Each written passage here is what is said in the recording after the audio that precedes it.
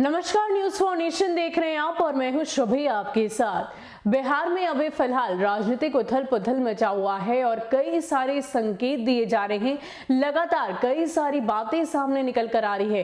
खास करके अरुणाचल प्रदेश में हुए राजनीतिक घटनाक्रम, यानी कि बीजेपी ने जब 7 में से 6 जेडीयू विधायकों को अपने खेमे में ले लिया, तब से बिहार की सियासत में लगातार उबाल देखने को मिल रहा है। एक एक करके विपक्ष की ओर से हर वो कोशिश की जा रही है कि किसी भी तरह नीतीश कुमार को अपने खेमे में लिया जा सके और पूरी तरीके से जिस बात का मलाल उन्हें सता रहा है, जिस बात की टीस उन्हें सता रही है, वो दूर हो जाए। यानी कि बिहार विधानसभा चुनाव के अगर राजद के गणित को देखा जाए तो जिस तरीके से इस बार वो सबसे बड़ी पार्टी बनकर उभरी है, ऐसे में इस बात का मलाल उन्हें लगातार सता रहा है कि हम सत्ता में नहीं आ पाए।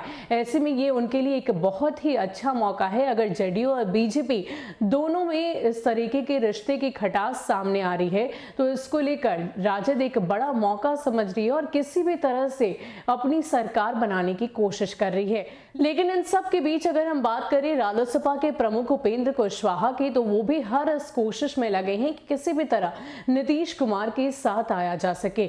अब बताया ये भी जा रहा है कि मकर संक्रांति के बाद बिहार की राजनीति में बड़ा उलटफेर हो सकता है।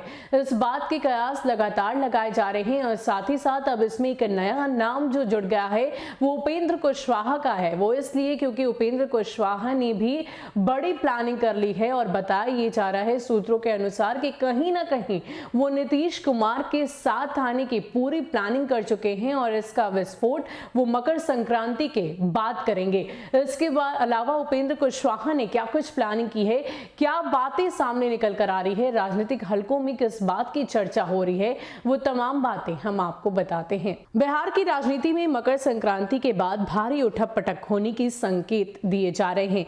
एक ओर जहां नीतीश कैबिनेट विस्तार की बात कही जा रही है, तो वहीं दूसरी ओर चर्चा है कि उपेंद्र कुशवाहा अपने पार्टी रालोसपा का विलय जदयू में कर देंगे। इसको लेकर पूरी तैयारी भी की जा चुकी है। हालांकि अभी तक ना ही उपेंद्र कुशवाहा और ना ही जदयू को इस पर आधिकारिक पुष्टि उनके द्वारा की गई है।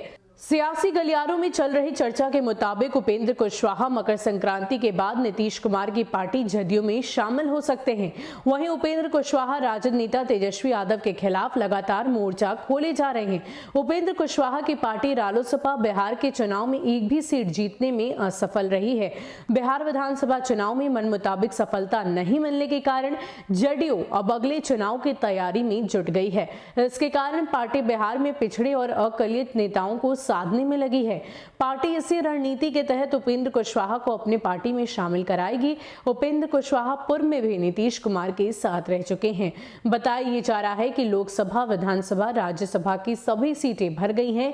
ऐसे में सिर्फ और सिर्फ विधान परिषद की 18 सीटें खाली हैं, जिनमें 12 मनोनयन कोटे की और 2 विधानसभा कोटे की सीटें हैं।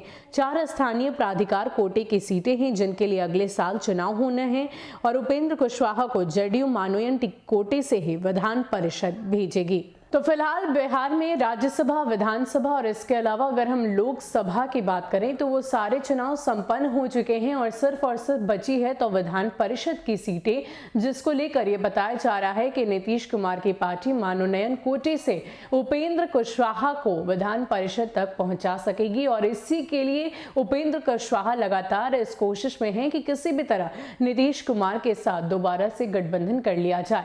आपको बता दें कि इससे पहले भी उपेंद्र कुशवाहा नीतीश कुमार के साथ थे, उनके साथ उनकी गहरी दोस्ती थी। शायद यही वजह है कि चाहे हम बात करें विधानसभा के शीतकालीन सत्र की, जिस तरीके से तेजस्वी यादव ने नीतीश कुमार पर व्यक्तिगत टिप्पणी की थी, उसके बाद उपेंद्र कुशवाहा पूरी तरह से भड़क उठे थे और उन्होंने अपने ट्विटर के जरिए नीतीश कुमार का सपोर्ट दिखाया था। और इतना ही नहीं, इसके अलावा उपेंद्र कुशवाहा ने अरुणाचल प्रदेश के में घटे राजनीतिक घटनाक्रम को लेकर ये कह दिया कि नीतीश कुमार को जनता ने जनादेश देकर उनकी सरकार बनाई है। ऐसे में उन्हें थोड़ा वक्त देने की जरूरत है। कुछ वक्त गुजरेगा, उसके बाद सरकार की काबिलियत सामने आएगी। फिलहाल के लिए इतना ही। ऐसे ही अपडेट्स के लिए आप हमारे साथ बने रहिए और देखते रहिए न्यूज फॉर नेशन। नमस्कार।